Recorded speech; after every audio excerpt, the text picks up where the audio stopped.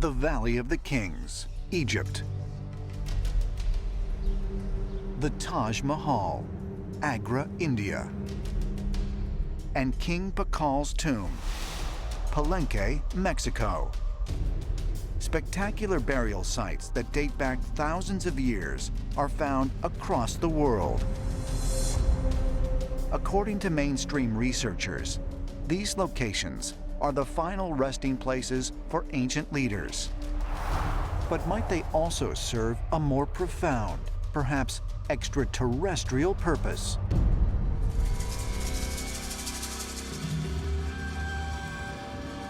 Why do we have the most massive of constructions in the far and distant past? Well, and according to the ancient texts and the ancient traditions, this knowledge was given to our ancestors by the gods. If the sole function of tombs was to house the dead, then why are virtually all of these connected to notions of spiritual energy, images of astronomy, and a strong belief in the existence of other, arguably more spiritual worlds? All cultures share this notion of somehow opening a doorway, opening a stargate, opening a gateway to another dimension so the soul can return. We know that it is meant because the soul is going to go on a voyage to the afterlife. In the ancient world, there was a view that this life that we have, this physical life, is our opportunity to prepare ourselves for a vast destiny that lies beyond this life. Could ancient tombs really have served another, more extraterrestrial purpose? Perhaps as portals to reunite the deceased with celestial beings. Many ancient astronaut theorists believe the answers can be found by taking a closer look at the mysterious texts of ancient Egypt.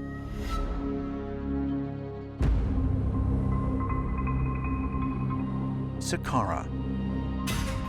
Situated on the west bank of the Nile River, 20 miles south of Cairo, this archaeological site is one of the oldest and largest burial grounds in all of Egypt. Egyptologists called these monuments tombs, but to the Egyptians they were not tombs. They were gateways to the afterworld. It is through these structures that the king will begin a journey into the underworld in order to face obstacles, dangers, and threats. And if he would overcome these threats, he would be given passage into the afterlife kingdom of Osiris.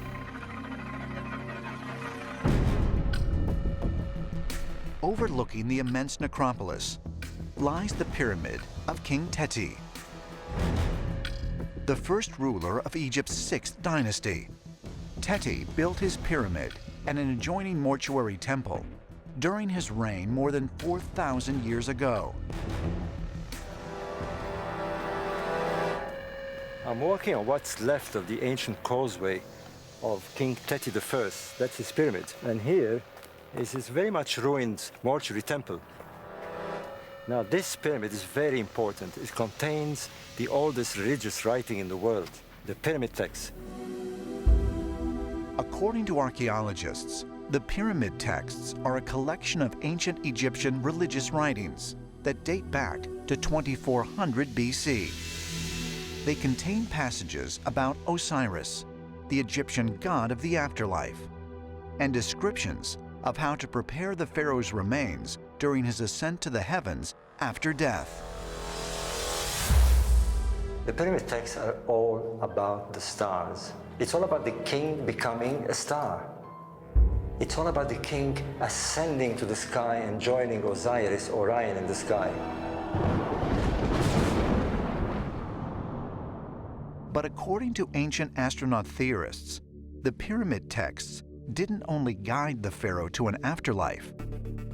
They actually provided instruction on how the pharaoh could travel to other worlds. What is important to realize is that the ancient Egyptians say that about 25,000 years ago, the gods lived amongst them. Then they disappeared again. What the pyramid texts are saying is that we, the ancient Egyptians specifically of course, are able to reach the gods again.